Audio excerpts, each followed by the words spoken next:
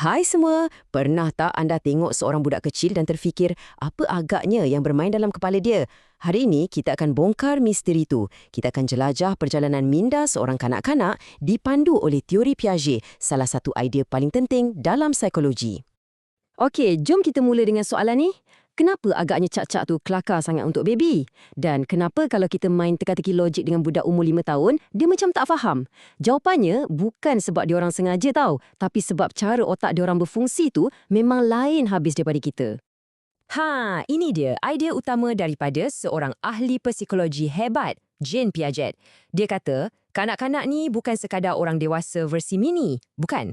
Minda diorang ada sistem logik tersendiri yang berubah secara kualitatif. Bukan setakat tambah ilmu sikit-sikit. Ia berkembang ikut peringkat-peringkat yang sangat jelas. Jadi, untuk faham teori ini, ada 3 konsep asas yang kita kena pegang. Pertama, skema. Anggap je ni macam folder dalam otak kita untuk simpan maklumat. Kedua, adaptasi, iaitu cara kita kemaskini folder-folder ni. Dan yang ketiga, peringkat-peringkat, iaitu fasa-fasa perkembangan yang kita akan lalui. Okey, sekarang jom kita mulakan perjalanan kita. Kita akan singgah di setiap 4 peringkat ni, dari bayi sampailah ke alam remaja. Bersedia? Nah, ini peta kita. Ada 4 perhentian utama. Dan setiap perhentian ni ada cara berfikir yang unik. Jom kita mulakan dengan yang pertama sekali, peringkat sensori motor.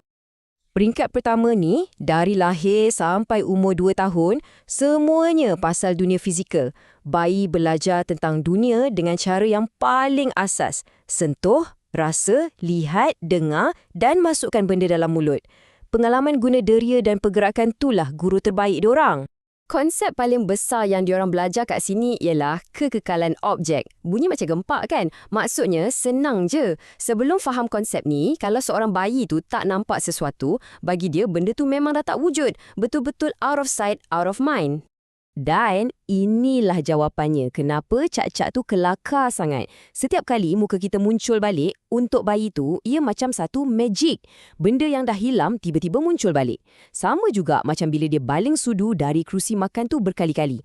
Dia bukan nak sakitkan hati kita. Dia tengah buat eksperimen. Betul ke sudu ni wujud lagi lepas jatuh? Okey, kita beralih ke peringkat seterusnya, antara umur 2 hingga 7 tahun. Kat sinilah bahasa dan imajinasi mula meletup. Kanak-kanak mula guna simbol, tapi cara diorang berfikir ada beberapa quirks yang sangat menarik. Ada 3 ciri utama kat sini. Pertama, animisme. Diorang betul-betul percaya yang teddy bear dia boleh rasa sedih. Kedua, permainan simbolik di mana kotak kosong boleh jadi kapal angkasa. Dan yang paling penting, egosentrisme. Ini bukan bermaksud diorang pentingkan diri, tapi diorang betul-betul tak mampu nak faham perspektif orang lain. Tengok perbezaan ni. Memang ketara kan? Budak umur 4 tahun tu betul-betul percaya apa yang dia nampak, semua orang lain pun nampak benda yang sama. Sebab itulah kalau dia nak menyuruh, kadang-kadang dia tutup mata dia je. Dalam kepala dia, kalau aku tak nampak kau, kau pun mesti tak nampak aku. Sekarang, selamat datang ke dunia logik. Masuk je umur 7 tahun, pemikiran diorang jadi lebih tersusun, lebih sistematik. Tapi ada satu syarat.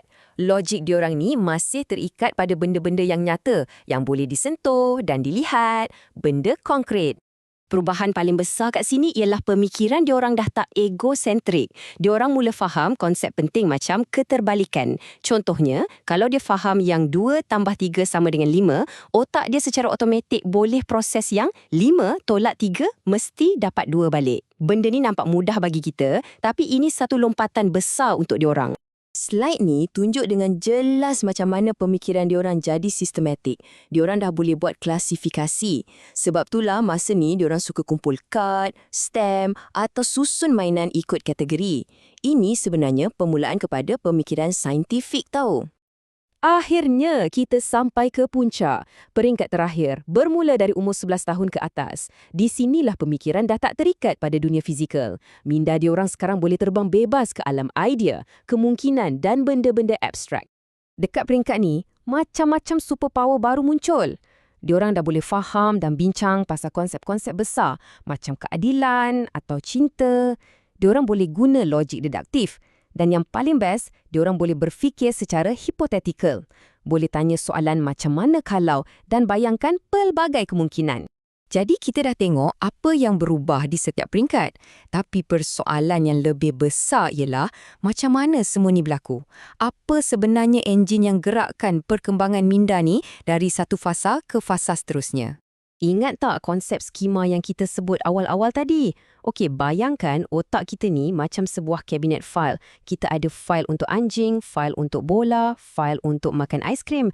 Fail-fail inilah rangka rujukan kita untuk faham dunia sekeliling. Bila kita jumpa benda baru, otak kita secara automatik akan cuba buat asimilasi. Contohnya, seorang budak yang ada fail untuk anjing, nampak kuda buat kali pertama. Dia mungkin akan jerit, "Wah, anjing besar!" sebab dia cuba masukkan maklumat baru tu ke dalam fail yang dia dah ada.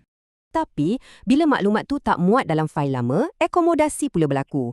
Bila orang dewasa betulkan dia, itu bukan anjing, itu kuda. Otak dia kena buat kerja lebih sikit. Dia kena wujudkan fail baru khas untuk kuda.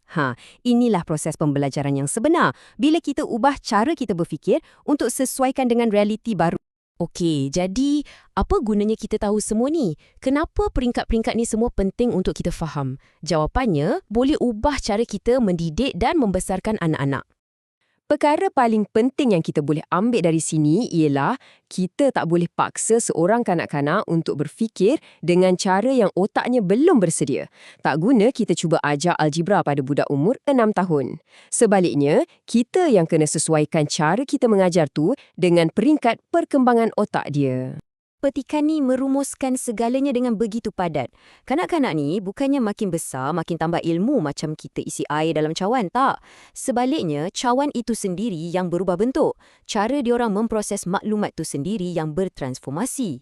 Jadi, saya nak tinggalkan anda dengan soalan ni untuk difikirkan. Lain kali, bila anda bersembang dengan seorang kanak-kanak, cuba teka, dia di peringkat mana agaknya? Apa logik yang sedang dia gunakan untuk faham dunia? Bila kita faham cara dia berfikir, mungkin cara kita terangkan dunia pada dia pun akan berubah. Untuk selamanya.